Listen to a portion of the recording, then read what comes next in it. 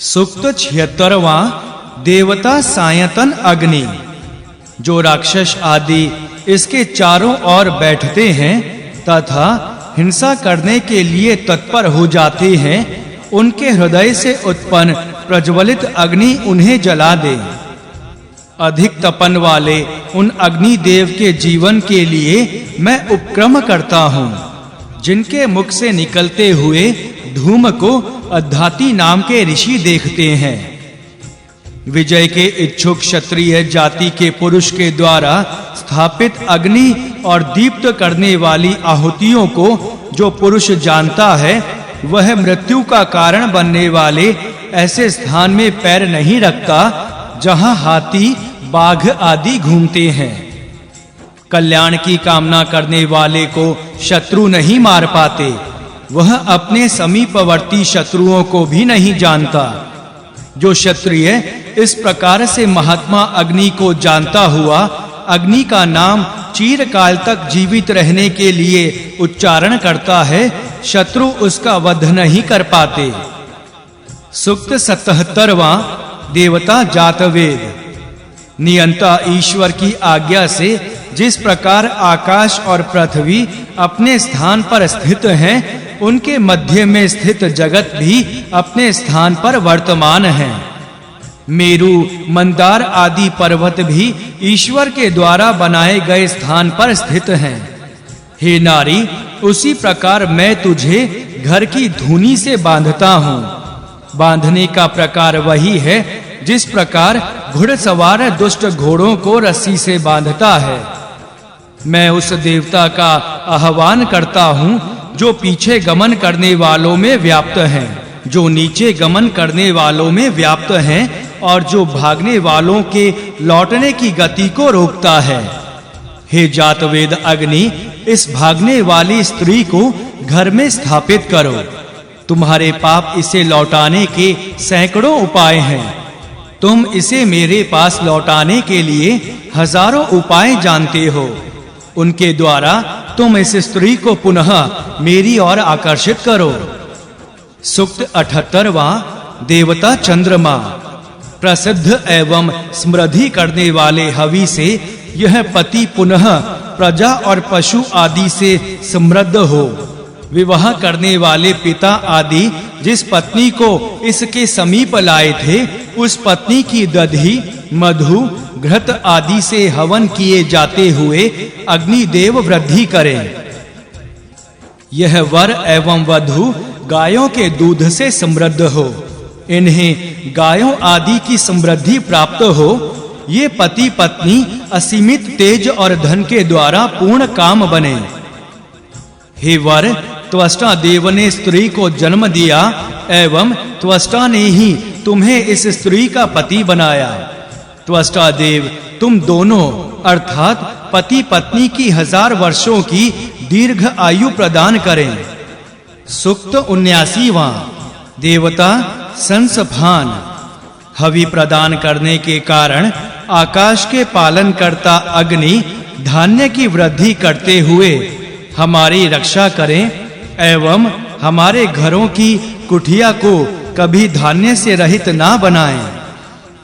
हे अंतरिक्ष के पालन करता अग्नि, तुम हमारे घरों में रस वाले अन्न को स्थापित करो। प्रजा, पशु एवं धन हमारे पास आए। हे दानादि गुण युक्त एवं प्रजा पालन में प्रवृत्त आदित्य, तुम 1000 संख्या वाली प्रजाओं का पोषण करने वाले धनों के स्वामी हो। तुम उसी प्रकार का धन हमें प्रदान करो तथा उस धन का भाग हमें भोग करने के लिए दो। तुम्हारी कृपा से हम उस धन के स्वामी बने। सूक्त 80वां देवता चंद्रमा। कौआ, कबूतर आदि घात करने की इच्छा से बार-बार देखते हुए इस पुरुष के शरीर पर गिरते हैं। हे अग्नि, इस दोष को शांत करने के लिए हम स्वर्ग में रहने वाले श्वान के तेज की हवि से तुम्हारी सेवा करते हैं। कालकांज नाम के जो 3 असुर उत्तम कर्मों के कारण देवों के समान स्वर्ग में वर्तमान हैं, मैं इस पुरुष की रक्षा के लिए तथा कौए, कबूतर आदि पक्षियों के आघात संबंधी दोष की भीति के निमित्त सभी काल कांज असुरों का आह्वान करता हूँ। हे अग्नि, वाडावग्नि के रूप में तुम्हारा जन्म सागर में हुआ था तथा सूर्य के रूप में तुम्हारी स्थिति आकाश में रही है। सागर और धरती के मध्य तुम्हारी महिमा देखी जाती है। हे अग्नि, हम हवि के द्वारा तुम्हारी सेवा करते हैं। सूक्त 81वां देवता आदित्य। हे अग्नि, तुम गर्भ को नष्ट करने वाले राक्षस आदि को वश में करने में समर्थ हो, इसलिए अपने दोनों हाथ फैलाओ तथा उनके द्वारा गर्भ का नाश करने वाले राक्षसों का विनाश करो।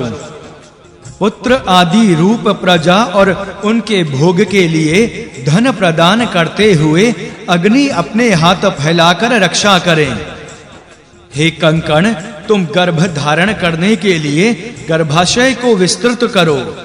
हे पत्नी, तुम अपने गर्भाशय में पुत्र को धारण करो तथा पति के आगमन पर मेरे मनचाहे पुत्र को जन्म दो। पुत्र की इच्छा से देवता अदिति ने जिस कंकण को धारण किया था, वही कंकण त्वष्टा देव मेरी इस पत्नी के हाथ में बांधे, जिससे यह पुत्र को जन्म दे सके। सूक्त 82वां देवता इंद्र। मैं अपने समीप आए हुए इंद्र को प्रसन्न करने वाले नाम वृत्रहंता का उच्चारण करता हूँ। विवाह की इच्छा वाला मैं वृत्र का वध करने वाले वसुओं द्वारा उपासना किए गए और शक्ति की प्रसिद्धि करने वाले 100 कर्मों के स्वामी इंद्र की उपासना अभिमत फल को पाने के लिए करता हूँ। जिस प्रकार अश्वनी कुमारों ने सविता की पुत्री सूर्य से विवाह किया, उसी प्रकार से भग ने मुझसे कहा कि पत्नी ले आओ। हे इंद्र, तुम्हारा जो हाथ आकर्षक धन धारण करने वाला एवं स्वर्ण से युक्त है, हे शची के पति, उसी हाथ से पत्नी के इच्छुक मुझको पत्नी प्रदान करो। सूक्त 83वां देवता सूर्योदय। हे गंडमालाओं, जिस प्रकार बाज पक्षी अपने निवास स्थान से उड़ता है, उसी प्रकार तुम मेरे शरीर से निकल जाओ। सूर्य मेरी चिकित्सा करें और चंद्रमा मेरे शरीर से तुम्हें दूर करें। एक गंडमाला लाल रंग की, दूसरी श्वेत वर्ण की तथा तीसरी काले रंग की है। इनके अतिरिक्त 2 गंडमालाएं लाल रंग की हैं। मैं इन सबको प्रसन्न करने वाले नाम का उच्चारण करता हूँ। इससे प्रसन्न होकर तुम इस पुरुष को त्याग कर अन्यत्र चली जाओ। पीप बहाने वाली तथा घाव के रूप वाली गंडमाला इस पुरुष के शरीर से दूर जाएगी। इसके घाव के कारण होने वाला दुख नष्ट हो जाएगा तथा चंद्रमा गंडमालाओं की पीड़ा को शेष नहीं रखेगा। हे घाव रोग के अभिमानी देव, तुम अपनी आहुति का भक्षण करो। सेवा किए जाते हुए तुम आहुति का भक्षण करो। मैं भी मन से यह हवि देता हूँ। सूक्त 84वां देवता नित्रति। हे रोगाभिमानिनी पाप की देवी, घाव के रोगों से उत्पन्न बंधनों से छूटने के लिए मैं तुम्हारे भयानक मुख में हवि डालता हूँ तथा घाव को धोने के लिए यह हवि औषधि युक्त जल प्रयोग करता हूँ। तुम्हें ज्ञानहीन जन पृथ्वी समझते हैं। तुम्हारा स्वरूप जानता हुआ मैं सभी प्रकार नित्रति अर्थात सभी रोगों का कारण जानता हूँ। हे सर्वत्र विद्यमान नित्रति, तुम हमारे द्वारा दिया हुआ आज्ञा स्वीकार करो। यह तुम्हारा भाग्य है जो इस समय हमने निश्चित किया है। तुम हमें रोग के कारण पाप से बचाओ। हमारा यह हवि उत्तम आहुति वाला हो। हे पाप देवता नित्रति, तुम हमें बाधा ना पहुंचाती हुई अत्यंत दृढ़ बंधन वाले रस्सी के फंदों को हमसे दूर करो। ये फंदे रोगात्मक हैं। हे रोगी, यमराज तुम्हें मेरे लिए देते हुए मृत्यु के देवता उस यम को नमस्कार है। हे नित्रति, लोहे की श्रृंखलाओं से अथवा लकड़ी के बने चरण बंधन से जब तुम किसी पुरुष को बांधती हो, तब वह इस लोक में मृत्यु के द्वारा बद्ध हो जाता है।